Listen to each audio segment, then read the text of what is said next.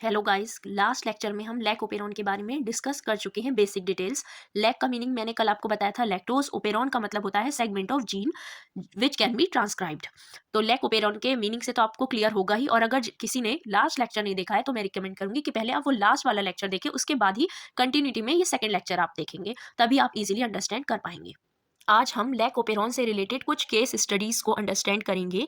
यहाँ पे मैंने दो डायग्राम बनाए हैं। आपको कल मैंने कुछ स्ट्रक्चरल जीन्स के बारे में बताया था, शायद आपको याद हो। तो हमने कितने जीन थे लैक ओपेरॉन के अंदर? टोटल 4 जीन थे, है ना। फर्स्ट वन इज रिप्रेसर, ये रिप्रेसर। फिर P means promoter, O means operator, Z Y A मैंने बोला था स्ट्रक्चरल जीन। तो हमने बताया था बैक्टीरिया के अंदर टोटल कितने 4 जीन्स होते हैं। R means repressor gene, P means promoter, O means operator और Z Y A structural gene. Total 4 gene है और इन जीन्स की अपनी अपनी सेपरेट फंक्शनिंग है।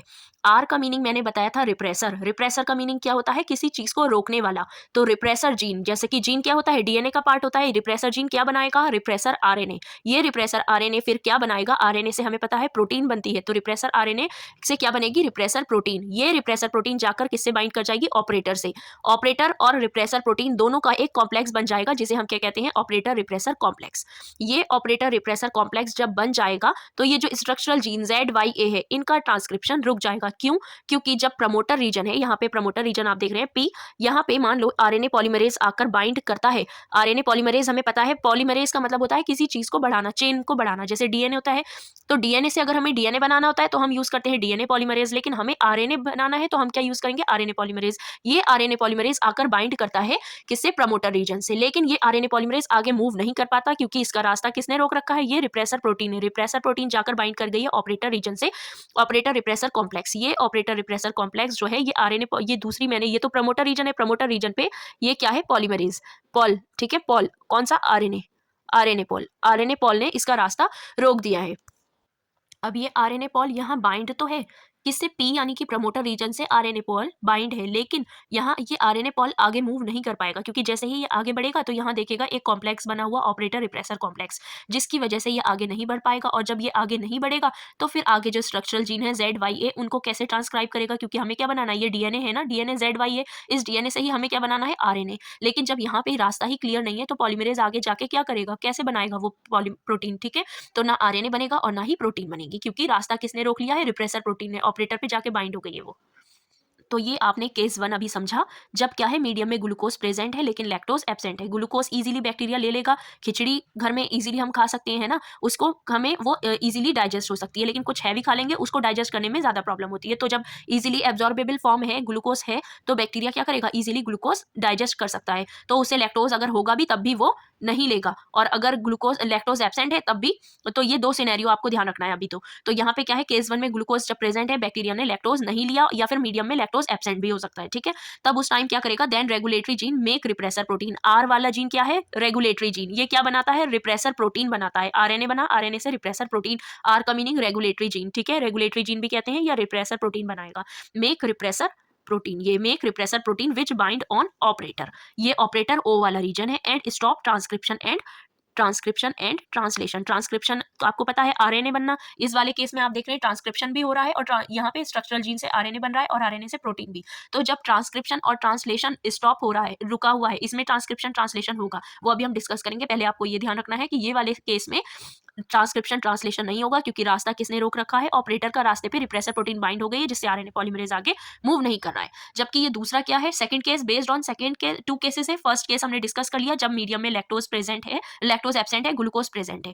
जबकि इस वाले केस में ग्लूकोज एब्सेंट है। ग्लूकोज यानी कि इजीली बैक्टीरिया जो खा सकता था, वो ग्लूकोज तो अब है ही नहीं मीडियम में। तब घर में जब कुछ ना हो हमारी चॉइस का, तो जो भी मिल जाए वो हम खा लेते हैं। तो यही बैक्टीरिया करेगा कि जब ग्लूकोज उसका फेवरेट फूड उसको नहीं मिलेगा, तो वो क्या करेगा? मीडियम में लैक्टोज है, उस लैक्टोज का ही यूज कर लेगा। तो उस लैक्टोज को, लैक्टोज क्या है? कॉम्प्लेक्स शुगर है। ग्लूकोज सिंपल फॉर्म है, सिंपल वाला फूड नहीं है, वो कॉम्प्लेक्स की तरफ चला जाएगा।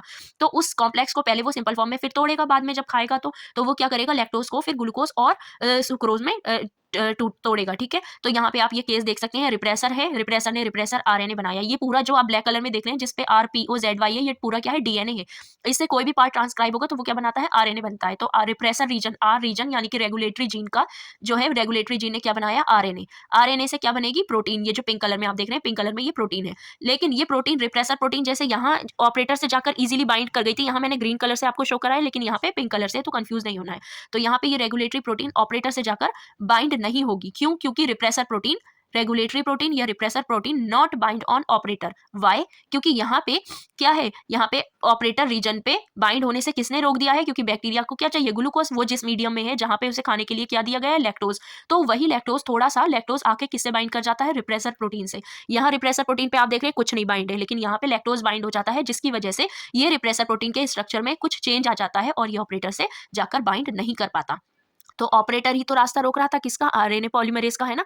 लेकिन यहाँ पे क्या है, ऑपरेटर पे कुछ बाइंड नहीं है, तो आरएनए पॉलीमरेज को मैंने ब्लू कलर से शो किया है, आरएनए पॉलीमरेज, यहाँ पे पिंक कलर है, कंफ्यूज नहीं होना। तो यहाँ पे आरएनए पॉलीमरेज जो है अब इजीली जो है ऑपरेटर से आगे बढ़ता चला जाएगा, क्योंकि ऑपरेटर पे कुछ रुकावट नहीं है, ऑपरेटर फ्री है। ऑपरेटर से स्ट्रक्चरल जीन ZYA ये ट्रांसक्राइब्ड हो जाएंगे और अपनी अपनी प्रोटीन बनाएंगे। पहले ये क्या है, ZYA डीएनए का सेगमेंट है, इससे क्या बनेगा, डीएनए से बनता है आरएनए, आरएनए से फिर प्रोटीन बन जाएगी। तो ये प्रोटीन कौन कौन सी, Z gene beta galactosidase protein बनाता है, Y जीन परमीएज बनाता है, A ट्रांसएसिटाइलेज। तो ये जीन ट्रांसक्राइब्ड हो जाएंगे, ठीक है। तो ये स्ट्रक्चरल जीन का ट्रांसक्रिप्शन हो जाएगा और इनसे जो प्रोटीन बनेंगी ट्रांसलेशन के बाद, यही प्रोटीन हेल्प करेंगी लैक्टोज के ब्रेकडाउन में। तो ये पूरा केस है, 2 केसेस हैं, आपको इनको बहुत अच्छे से अंडरस्टैंड करना है। इसमें मैंने यहाँ थ्योरी भी मेंशन की है कि लैक्टोज किससे बाइंड करेगा, बाइंड विद रिप्रेसर प्रोटीन। ये रिप्रेसर प्रोटीन है, इससे क्या, मीडियम, जिस मीडियम में बैक्टीरिया है वहां पे लैक्टोज है, वो लैक्टोज इस रिप्रेसर प्रोटीन से बाइंड हो जाएगा, जिससे इसके स्ट्रक्चर में चेंज हो जाएगा। तो वही है, lactose bind with repressor protein and make inducer repressor complex, ठीक है। Hence this complex unable to bind on operator. अब ये कॉम्प्लेक्स ऑपरेटर पे बाइंड नहीं कर पाएगा।